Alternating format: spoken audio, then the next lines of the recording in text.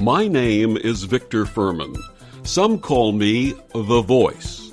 I've always been fascinated with human nature, spirituality, science, and the crossroads at which they meet.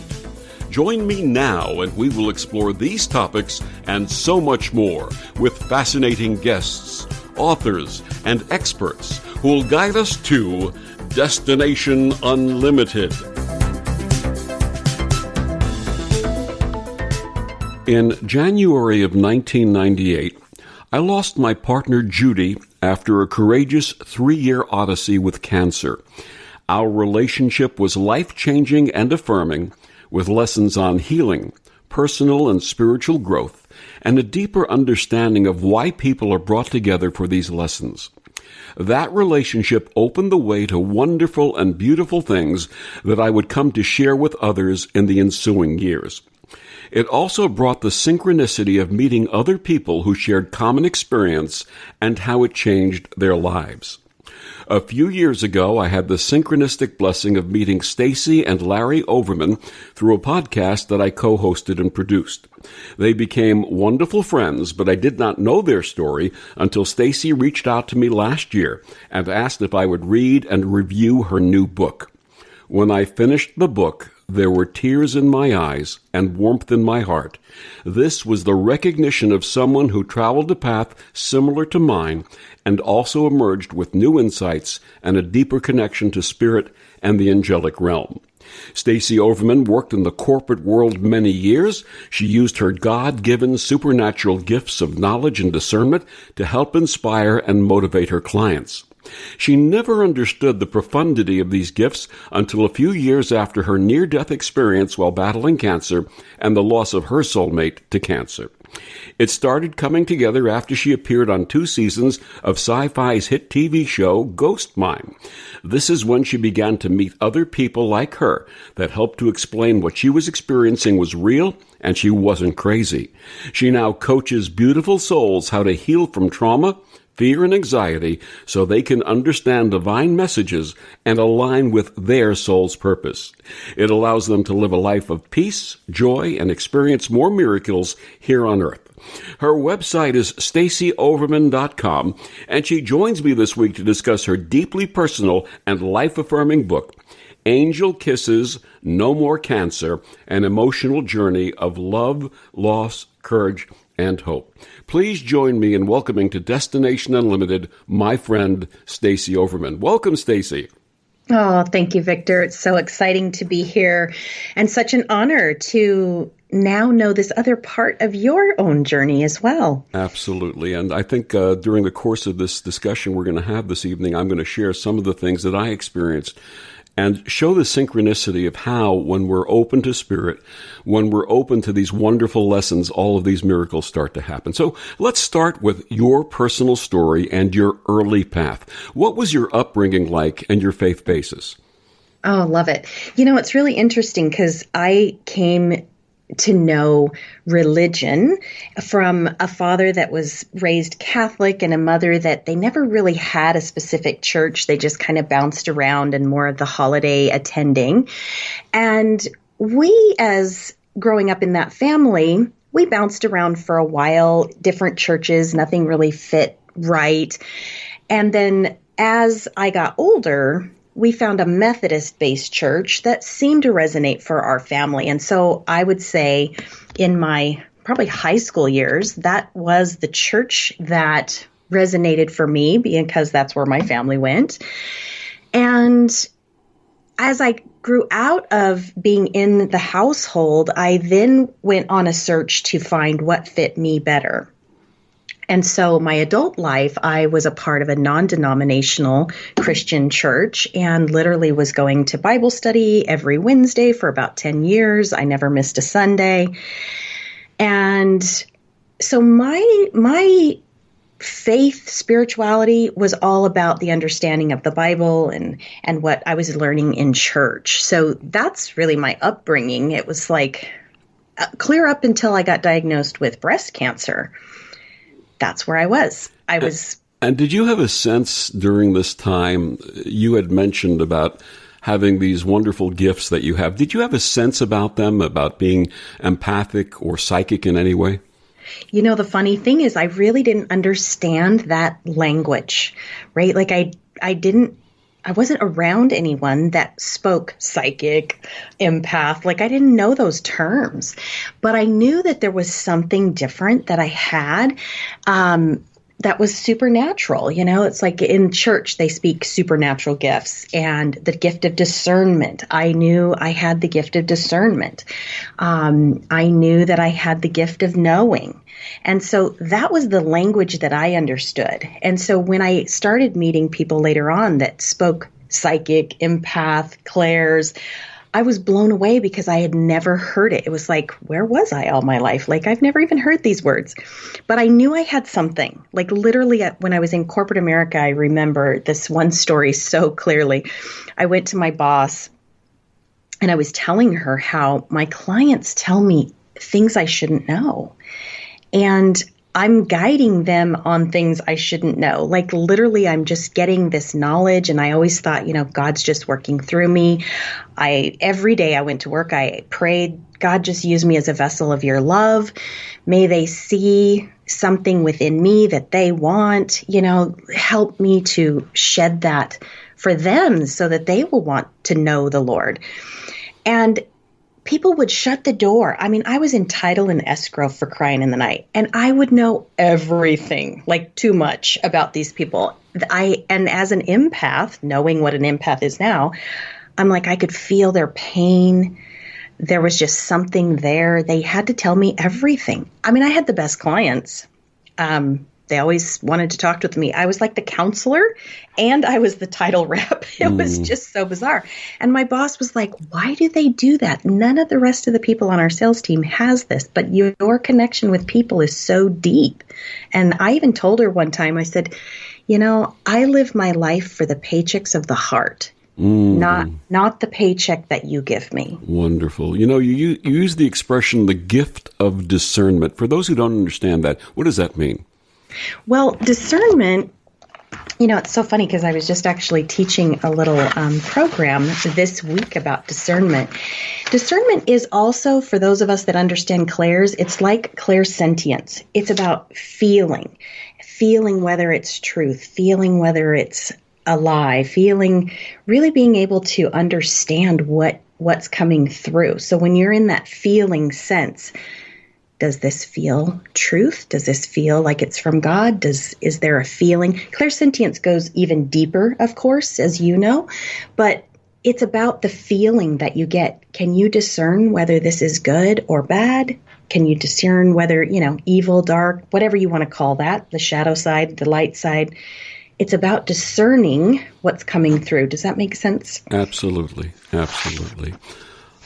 Like so many, your first marriage unfortunately turned toxic. You loved your husband, but a point came that it was time to go. Please share with us what happened and how you mustered the courage to make that decision. Oh, my goodness. Well, being in a church background, my limiting belief was one and done, right? You marry for life until death do you part. And so everything about me was trying to do what was right in what I thought God's eyes. And so after 2 years is when I had the aha knowing that this was not, I should have had discernment back then. This was not where I needed to be anymore, and that there was a lot of lies happening, but I couldn't get out. I didn't know how to get out. I didn't know how to make it on my own with my daughter. And so I stuck it out. We went to church counseling and things like that for years. And we just became more and more like oil and water. I tried to leave a few times, and the first time I left and actually filed for divorce, I went to church and I was sitting in church, and lo and behold, he actually went with me, which was like a miracle. And I heard a loud booming voice that day sitting in the pew when a different pastor was praying. I turned my head to the right to see who was talking, and I had also gotten a vision at the very same time. And everyone's looking at me like, what are you looking at us for? And then I leaned over and asked my husband at the time, I said, did you hear that? He's like, no. I just heard the prayer. What are you talking about? This was the very first time that I recognized God had spoke to me. Mm. And I heard loud and clear that I was to stay with him. And I had an image of him getting baptized and me pulling and grabbing his hand to pull him out of the water. It was amazing. So I don't know how much further we should go or if we want to take a little break. But no, go ahead. Keep going. Keep going, Go. please. Yeah, okay. Got a minute.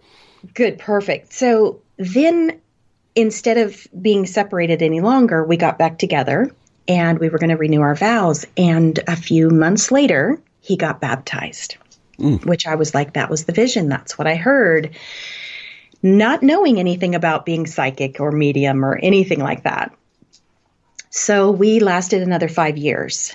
And then I had to get out again because the same cycles started happening all over and all over again, which now I understand if we don't deep soul heal from these cycles will continue.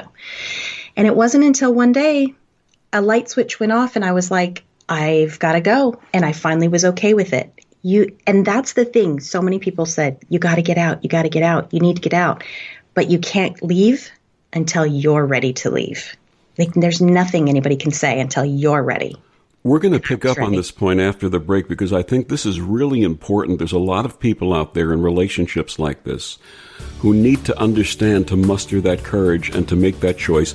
My guest is Stacie Overman. She's the author of Angel Kisses, No More Cancer, An Emotional Journey of Love, Loss, Courage, and Hope. And we'll be back with more of Stacie after these words on the OMTimes Radio Network.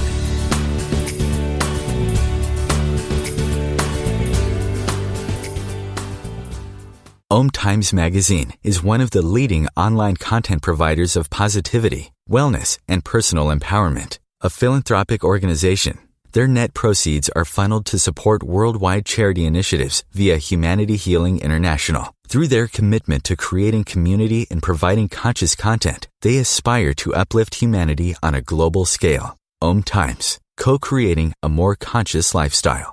Hello, I'm Sandy Sedgbeer, host of OMTimes Magazine's flagship radio show, What is Going On? My passion is sifting through information, research, and innovations from new thought teachers, speakers, and researchers pushing back the boundaries of what we know about life, energy, metaphysics, and the universe. I love shifting perceptions about who we are, why we're here, and how quickly impossible becomes normal when we open our minds, expand our awareness, and accept that the only limits that exist are those we place upon ourselves. So if you're the kind of forward-thinking, eager investigator of what lies beyond the current reality that most perceive, why not make a date to come play with me in the field of possibilities at 4 p.m. Pacific Time, 7 p.m. Eastern Time every Thursday, and together we can discover what's really going on.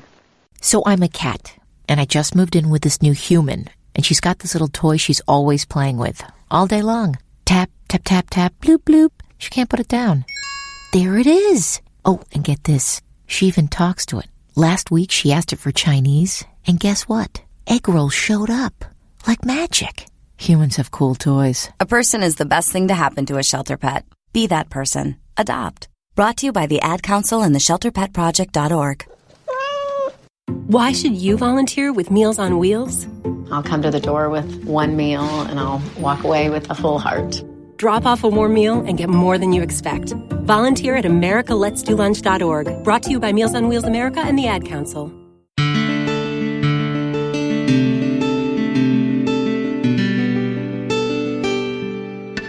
Back on Destination Unlimited, my guest this week is Stacie Overman. She's the author of the book Angel Kisses, No More Cancer, An Emotional Journey of Love, Loss, Courage, and Hope. So, Stacie, before the break, we were talking about how you mustered the courage to finally end your first marriage, which was a toxic marriage. What advice would you give to those who are in toxic relationships right now and really need to move for their own sake and their sake of their children and their own emotional and psychological health? Wow, that is so deep and so personal. You know, it's for each person, there's a different scenario. And as an outsider and a friend and someone that cares about you, you know, they're going to say things like, let me help you get out. Let's move you this weekend. But you and I both know that until that switch flips and you are at a point where your peace and your happiness and your sanity is more important than the house, than the things, and then the fear of the unknown, that's the only time that you can actually say, okay, let's go and ask for help, right? Like ask for help. I can't stress enough, like how important my Bible study girlfriends were back then. Like they were always there for me, but they also didn't pressure me. So I would say, sit in prayer, sit in meditation when you can, if you can actually calm your mind to listen to what God has to say, because only you're going to know when that time is ready. And if you're in need of help because of abuse, like physical abuse, I say call and get help and get out of that situation for sure. But if it's not physical abuse and you just need to go, know that God will find a way to take care of you. Like step out in faith, knowing that it's going to be okay. Because if you take 3 more years worrying, how am I going to pay the bills? How am I going to do this? I don't know where this is going to come, right? Worry never got us anything.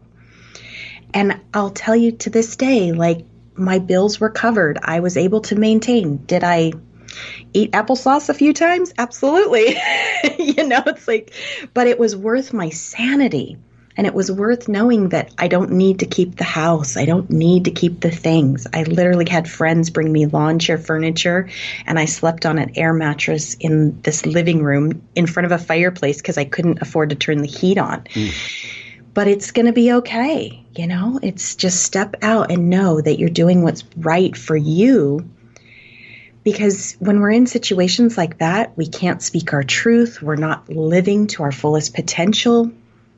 We came to this life to be this amazing soul, have a human experience, to live out whatever that purpose is that you came here. And when we're stuck in that situation, we're trapped in a bubble until you can say, I'm standing in my power and I'm going to step out in faith and be who I came here to be. Not just toxic relationships, but even employment situations where you feel disrespected or you feel you're being demeaned. If you don't make the change, it's not going to happen without you getting engaged. Exactly. God will help, Spirit will help, but you have to also work with the Spirit and act, because without action, nothing's going to happen. Absolutely. I mean, it's the same with, manifesting abundance.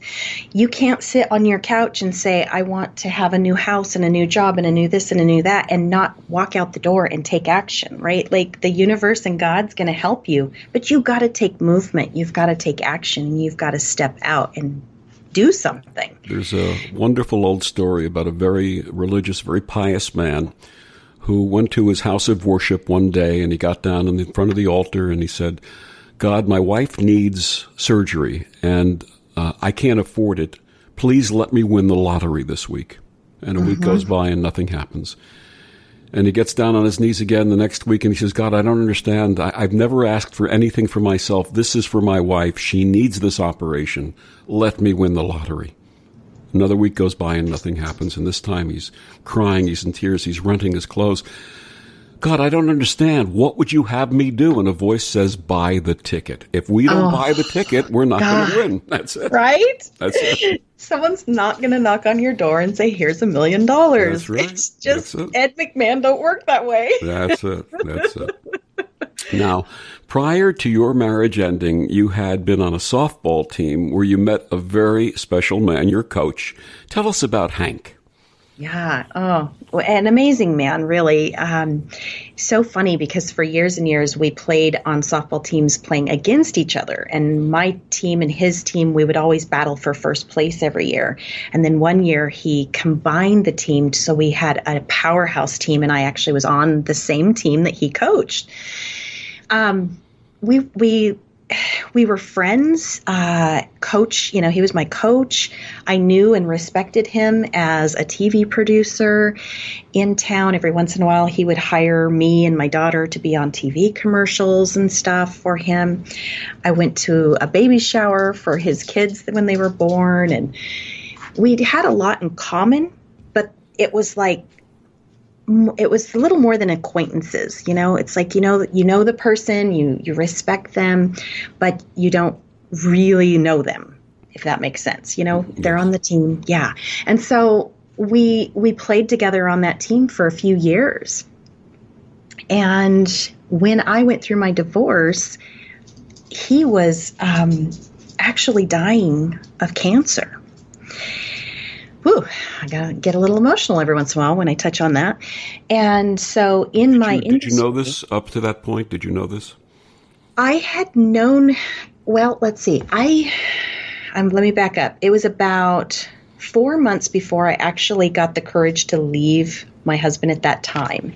I found out that he was dying of cancer, and I didn't really know because I was out of the loop. It was winter. We weren't playing softball, and we didn't have Facebook. We didn't have text messaging or any of that kind of stuff. So unless it was in the paper or you heard from someone or you got a phone call, you didn't really know these things. So I had lunch with him and I said, what can I do to help the family? What can I do to help you? And we came to an agreement that I was going to put on a fundraiser for him. And unfortunately, I couldn't be at the fundraiser because I was being flown to Canada to win an award for work during that time. Well, it happened to be the highest winnings, I guess, if you want to say, fundraiser that his family ever had. I think we raised just under $4,000 for his family. And shortly after that, he had surgery to debulk all of the rare form of gastrointestinal cancer that he had in that abdomen area. And at the time, his wife didn't think that he was going to survive. And so the family was there, I guess. Of course, I'm telling you his story, and they're all calling like, where's his wife? Where's his wife? And she didn't come back to the hospital. She called to see how the surgery went, and they're like, he's alive. He's alive. He wasn't supposed to make it. Where are you? She hangs up the phone and has divorce papers delivered to him. Oh, my. So that's just, heartbreaking and crazy. And here he's, battling for his life, and he's got 2 little babies. Like they're 18 months apart. So like 1 and 2.5-ish. And so he is just devastated. He wasn't even supposed to survive. Well, I didn't know if he had actually even made the surgery because I was now in my own turmoil of leaving and getting moved out. And it wasn't until March that my ex-husband now calls me and says, your coach called and you've got a softball practice coming up because softball's starting. Make sure you give him your new number. He's all grumpy because a guy calls for me. And I am jumping for joy because I hadn't even heard that he survived that long. Now, what year was this? This was like 2006. Okay. Let's see. No, excuse me. Let me back up. 2004. Okay. Yeah. How did your relationship ensue, and how did you support him in his struggle with cancer? Absolutely. Well, it's really interesting because immediately I'm like, woohoo. So we get out there to play softball and I'm like, wow, he's doing so much better than anyone ever expected. It's a miracle. And he was on a break from chemo. And we started playing softball that season, and we were about 3 months in, I would guess. And we kind of started talking about, we're both back in the dating world, and red flags, and holy cow, how is this even going on? Neither one of us expected to be doing that. And one night we realized that we both didn't have the kids at the same time. And so I said, well, hey, why don't you meet me? And here I'm like at a sports bar because I knew some other people going, and I've never been a sports bar kind of person. But, dating world, you do weird things that you didn't expect to do again. So we meet there, and silly me didn't realize he can't even drink because he's still battling this thing and he's still on medication. And so he's drinking his iced tea, and we're chatting away at this sports bar. And next thing I know, he says, well, you wouldn't consider going on a date with me, would you? Mm. And my mouth just drops.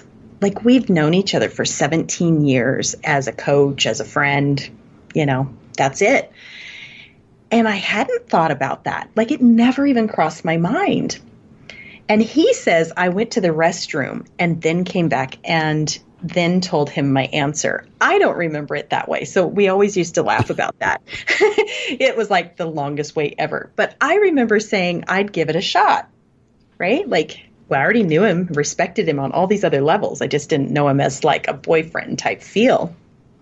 And so, long story short, we finally started dating and it was working out. And I had a knowing, here, that discernment thing again. I had a knowing that I was going to spend what I thought was the rest of our life together, which meaning mine too. I did not realize that it would be the rest of his life together. And there was this one day that I said, I have to tell you something. And he was like saying, no, I have to tell you something. So finally I gave in to let him talk first. And this was the night in August of that year that he said he loved me. And I'm crying. And I'm like, that's what I was going to tell you. Mm-hmm. And then we fast forward to September, the first softball game in September. And he asks me to marry him in the middle of a softball game. And we're going to hold on that point. My guest is Stacie Overman. She's the author of Angel Kisses, No More Cancer, an emotional journey of love, loss, courage, and hope. Stacie, tell our listeners, please, where they can get your book and find out more about you and your work. Absolutely. You can find my book on Amazon. Just Google my name, Stacie Overman, or Google in Amazon search bar, Angel Kisses, No More Cancer. And I would love to talk with you. You can find me on Facebook, but my website, StacieOverman.com, would be a great place to start. And Stacie will continue her story with Hank after these words on the OMTimes radio network.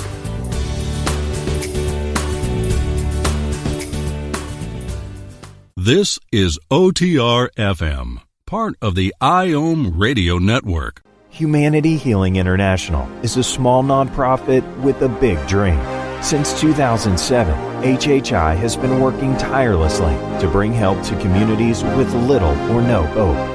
Our projects are not broad mandates, nor are they overnight solutions, but they bring the reassurance that no one is alone and that someone cares.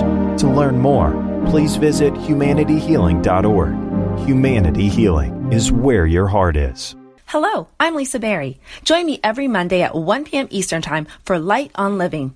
A chance to see new, hear different, and feel more as I shine the spotlight on all the ways to lighten the load of life's challenges. Light on Living is your link to that new way you're looking for, that new understanding that will enhance your life, and that positive connection that will support your growth. So join me, and you'll gain insight and start to see things in a new way that motivates you.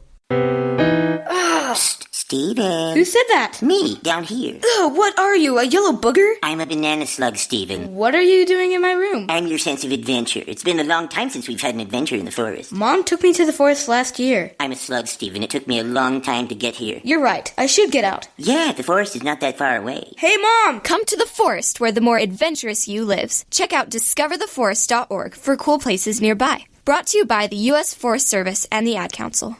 My mother was very familiar with her neighborhood, but one day she stopped at the stop sign and she wasn't even really sure where she was at. When something feels different, it could be Alzheimer's. Now is the time to talk. A message from the Alzheimer's Association and the Ad Council.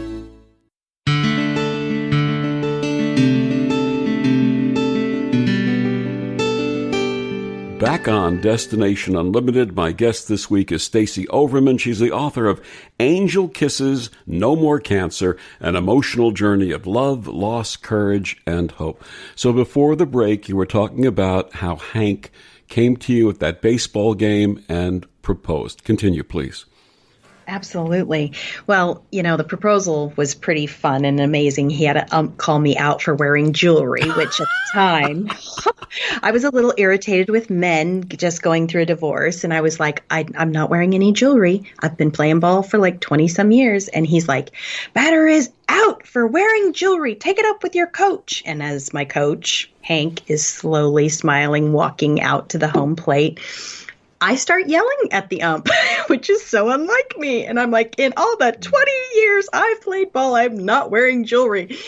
Oh, for crying in the night. And I turn around to Hank and said, would you take care of this? And he's kneeling over home plate, holding a ring for me to put on. It was amazing. And he bought a new batter's glove for me to put over the ring so that it was technically okay for me to wear jewelry while playing ball. It was so sweet, right? And so then the other team's like, well, is she really out? What's going on? Everybody's so confused. And the ump was in on the whole thing. So then I got up to bat after that was done, and I hit a home run. I hit the ball clear over the fence. It was just amazing. So all that adrenaline, I went from being totally ticked off to totally crying and in awe and happy. So fun. So then you ask how I supported him. So this is a really interesting thing. Because I still had the whole religious background and wanting to do things right in God's eyes, I didn't want to just live together because I wanted every single one of my prayers that went up to be answered for this man that I'm in love with. So we had dinner with the pastor and his wife on a Sunday in November. And we told him all the reasons why we shouldn't get married yet, because we both just went through a divorce, and this is like really fast. And then we told him all the reasons why we needed to get married, because he needed help. He was starting another round of chemo. He couldn't take care of the kids. And by that evening, we had made a decision to marry on Saturday. So literally not even 7 days to plan a wedding. And that Saturday, all of our family happened to be coming for Thanksgiving weekend, and so everyone would have been there. So it was perfect.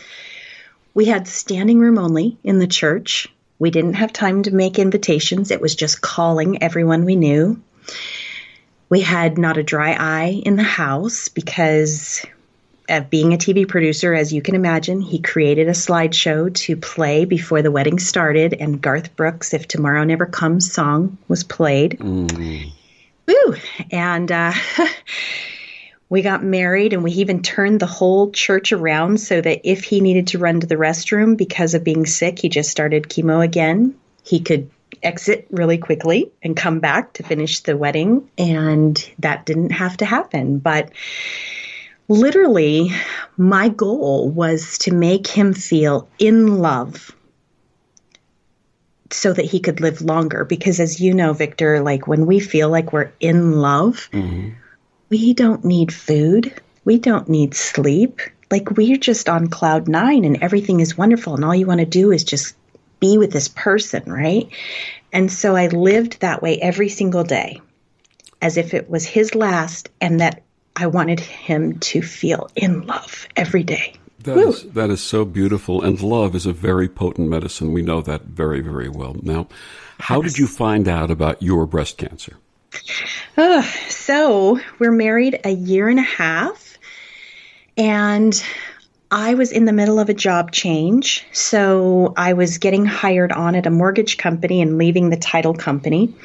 And everything was hush-hush and secret where I was going because there was a big marketing thing that was going to happen. So nobody knew my new cell phone number. I had given my old cell phone to my past employer, and I went to the mall and I was shopping for new business suits.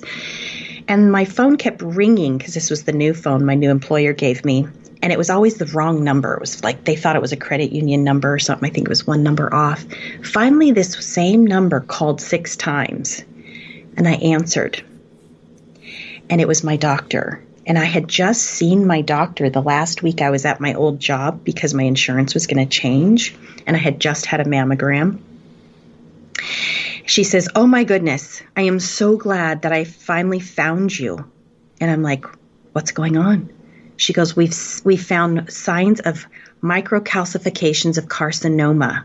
And I'm thinking to myself, what is she talking about? What is this? Carcinoma? Like I'm dealing with cancer, but usually us lay people, we say cancer, we don't say carcinoma. As I'm grabbing onto the kiosk in the middle of the mall, trying to find something to write with, I feel like the air just left my entire lungs and I can't even breathe or focus. And she's telling me, "I need you to come in again tomorrow for another mammogram, an ultrasound, and I have you scheduled to see a surgeon." And I'm just like, what? So I hang up the phone, I call Hank, and he's just like 2 buildings away from the mall. And I tell him, and he's like, get here, get here. I drive there, we sit in his office, and we both break down crying. And now I realize, later, why he's crying. He doesn't want me to go through what he's been going through.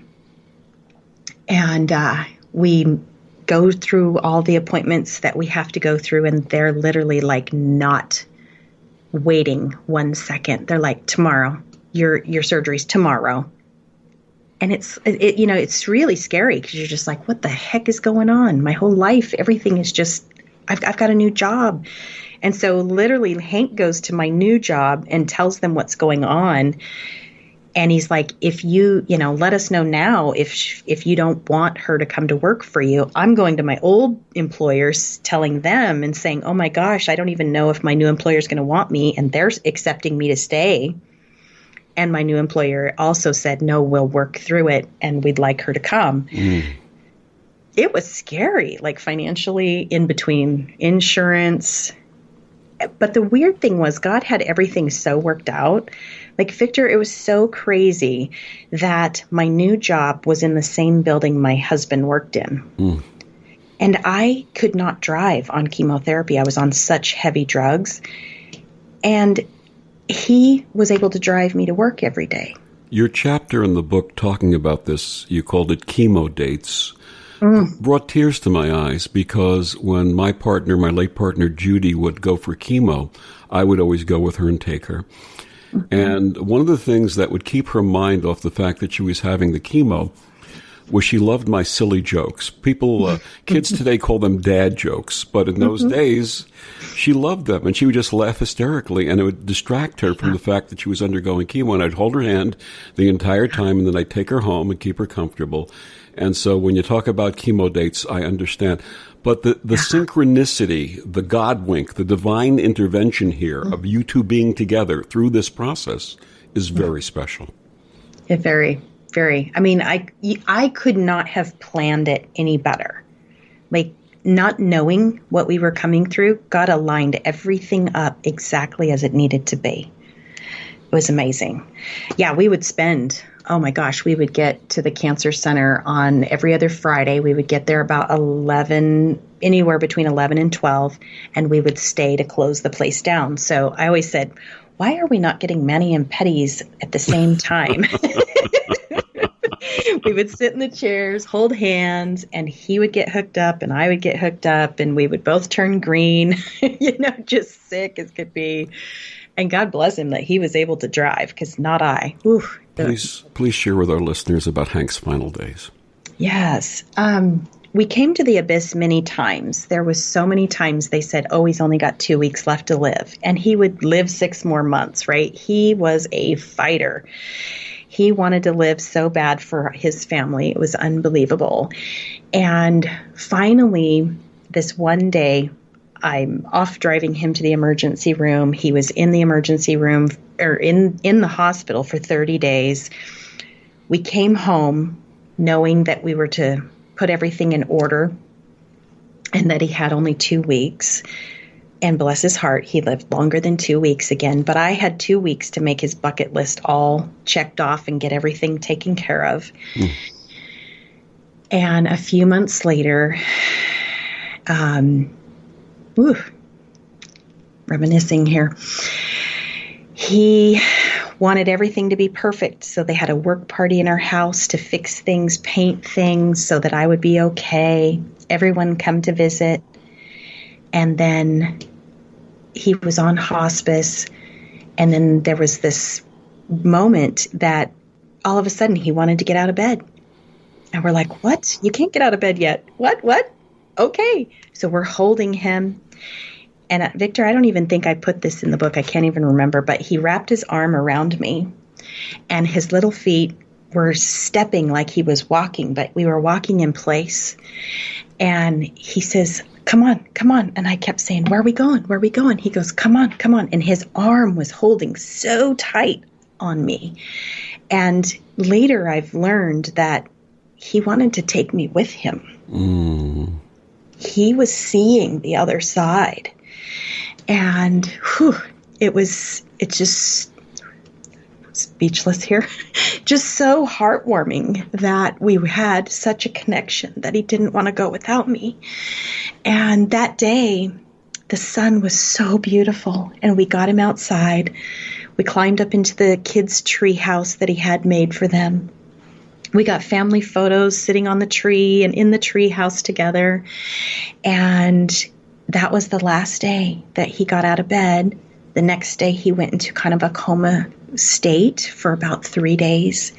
And I sung to him, and I read to him, and we played videos of his girls singing songs. And then all of a sudden, he took his last breath.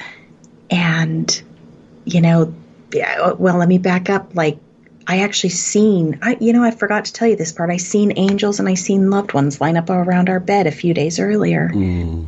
And I thought, I was like, oh my gosh, now I'm really going crazy.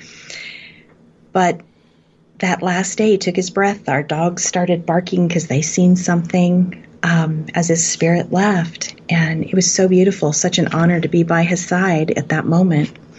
Thank you for sharing that. I know how emotional and how personal that was, and thank you, because there are so many people who are undergoing loss right now and who have lost others late last year, that your message is so reassuring. And we're going to talk about messages, and we're going to talk about angels and all of the work that you do with angels in the next segment.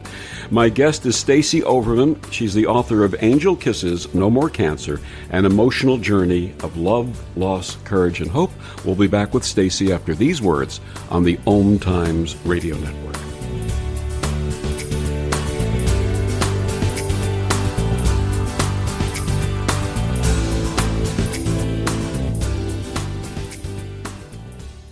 Ascending Hearts is no ordinary dating site, but a spiritual dating site with a purpose, to link you with your soulmate. We engineer the serendipity so you can trust that you will attune with someone that has the same matching vibration as you. Ascending Hearts, the conscious dating site for the spiritually aware. Try Ascending Hearts for free. AscendingHearts.com. Change and growth are part of natural life, and also part of your spiritual life. Everyone needs support and guidance, especially during life passages. Upgrade yourself with the OMTimes Experts program. With OMTimes Experts, you have access to the best intuitive coaches, spiritual teachers, counselors, astrologists, and oracles. Our team was carefully selected so you can trust. Find out more at experts.omtimes.com. Adopt US Kids presents Multiple Choice Parenting. You accidentally cut your daughter's bangs unevenly. Do you A, line things up a centimeter from her hairline? Man, oh man, oh man, oh man, oh man! No. Sweatbands are so hot right now. Everyone's wearing them. Like that basketball player and that other basketball player. B, get spiritual. Mom, where did all the mirrors go? A reflection could never capture our true selves. Huh? Beauty is within. C, look on the bright side. Less time blow drying, more time texting. Or D, show empathy. Mom, you really don't have Ta-da! Twinsies! I kinda love it. As a parent, there are no perfect answers. But you don't have to be perfect to be a perfect parent. Thousands of teens in foster care will love you just the same. For more information, contact You Gotta Believe at YouGottaBelieve.org. A public service announcement from the U.S. Department of Health and Human Services, Adopt U.S. Kids, and the Ad Council. Hi, this is Bill Maher. I can find humor in almost anything, but one thing I never laugh about is cruelty to animals. If you don't get the joke either, write People for the Ethical Treatment of Animals, 501 Front Street, Norfolk, Virginia, 23510.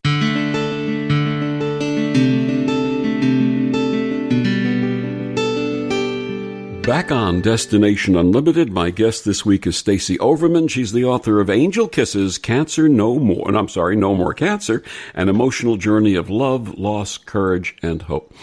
So we were talking about how you had this initial understanding or connection with angels. How did that happen?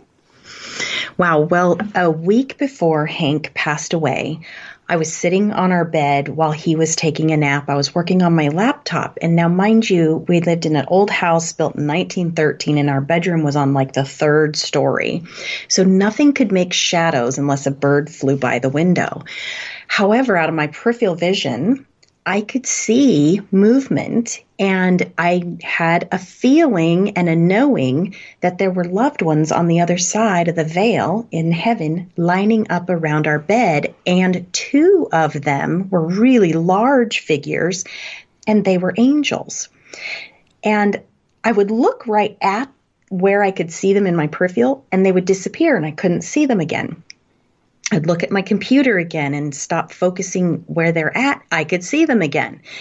And it was interesting because I'd never met the individuals that were in heaven, but I knew that they were family of Hank's. And I, for some reason, just knew what their name was. And, I just knew what I knew, and I don't know why. And I emailed my oncologist nurse because I said, I think I'm going crazy. This is what just happened. And thank goodness she was sitting at the desk at that time. She replied right back and she says, you're not crazy. Many times caregivers of loved ones that are passing have expressed experiencing these kinds of things. And I'm like, oh my gosh. And I didn't want to quit looking at my computer because I could sense and feel these beings in our room. So when he woke up, I didn't want to scare him or freak him out, but I asked him, did you have any dreams while you were sleeping? He proceeds to tell me the 3 individuals that I knew in heaven were visiting him. And that was when I told him what I experienced. I mean, he had like 1 foot on both sides of the veil. He was like half in heaven and half here. He was waking up every night telling me something more that I needed to know. My first husband was already on the other side of the veil because he had passed 6 months earlier in a plane crash. He was having messages from him coming through. And this was not our normal practice. We didn't understand a psychic reading, mediumship reading. We didn't talk that language. So that was my first experience really understanding an angel was in the presence of myself.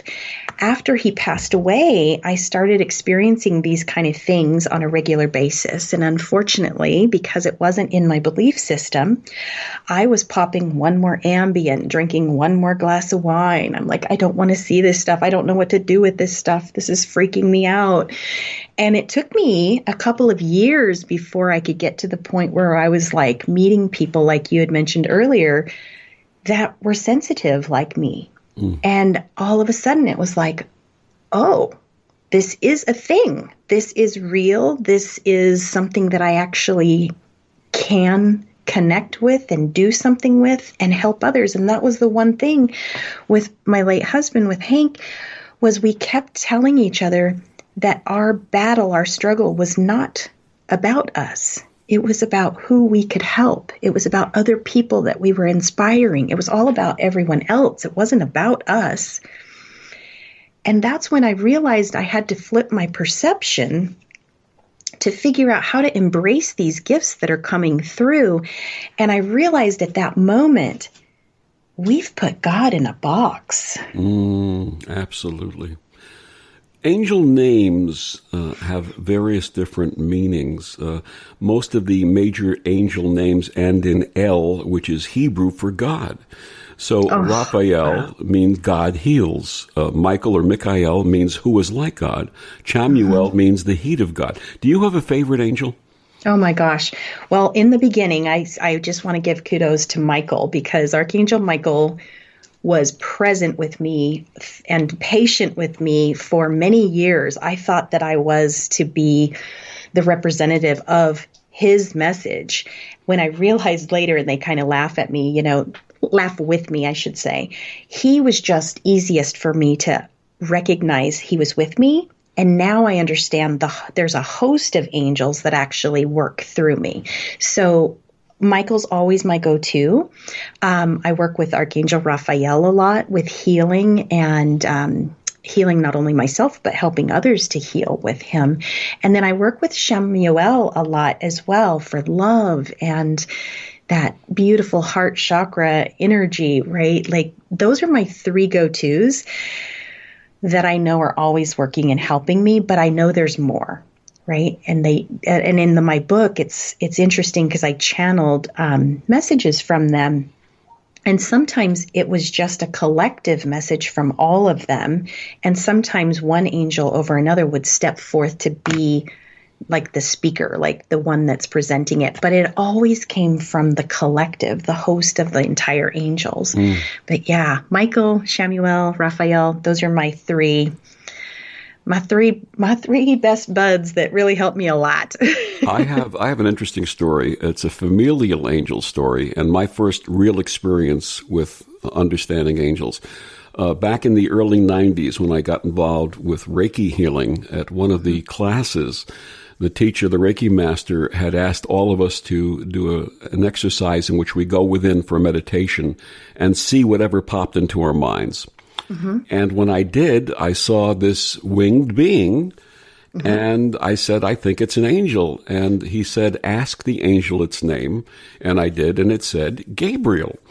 I got home that night, and my daughter, who I believe was 10 or 11 at the time, I said, do you want to experience this thing that I do now called Reiki? And she said, yes. And I put my hands in the back of her head.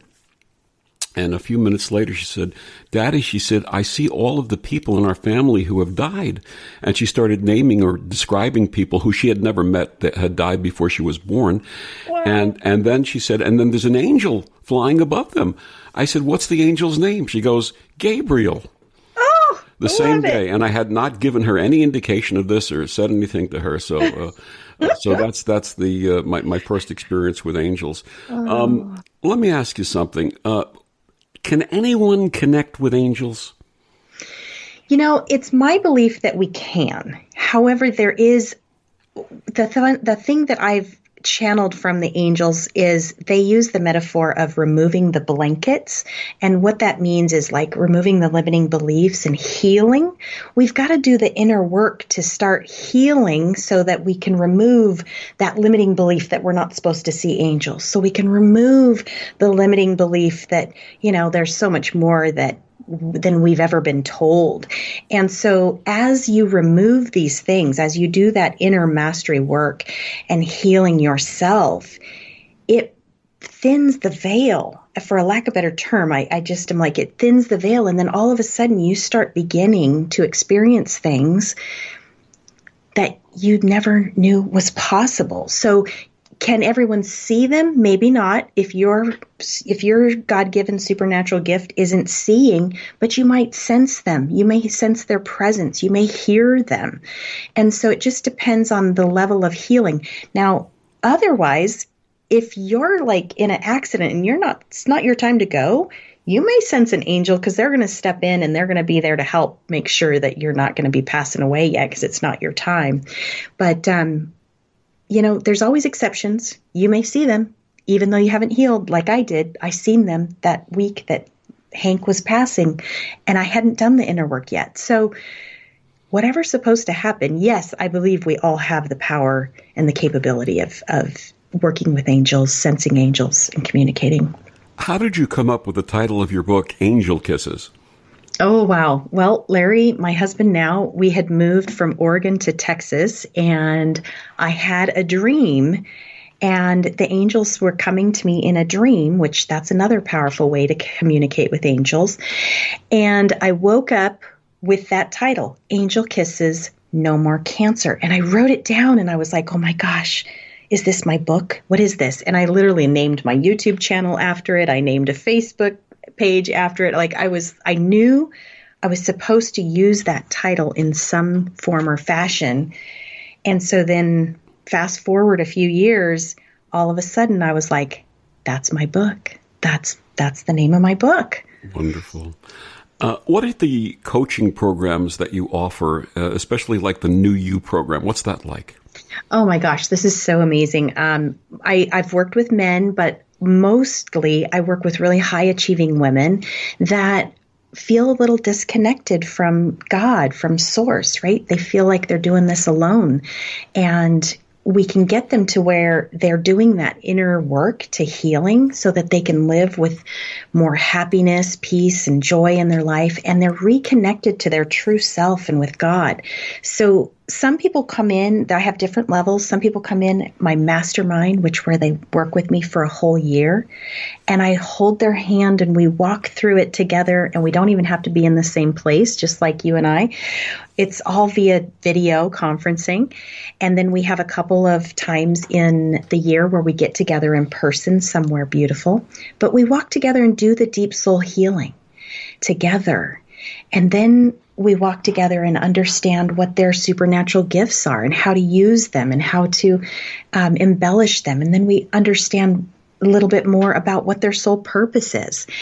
And then we really start to co-create the life that they really want to live and how they want to serve others, because it isn't about us. It's about what our soul came here to do, to help shift the consciousness of the planet, to really anchor in that Christ consciousness light into the world. And so even if they just want to change their self and be a beautiful role model for their family, that's great. But also many of them figure out that, hey, I'm supposed to be a spiritual leader at somehow, some way, and I walk them through how to get to that point. Amen. Amen. My guest is Stacie Overman. Her book is Angel Kisses, No More Cancer. Stacie, please tell our audience one more time where they can get your book and find out more about you and this wonderful work. Absolutely. You can get my book on Amazon. It's available. You can either get the ebook or the hard copy. And I also had another book come out that pairs with that, and it's Angel Kisses Every Day, the journal. So wonderful to have together. And you can find me at stacieoverman.com or on Facebook. Stacie, thank you so much for joining us and sharing this wonderful message. And send my love to Larry, will you? I will. And thank you for joining us on Destination Unlimited. I'm Victor the Voice Fuhrman. Have a wonderful week.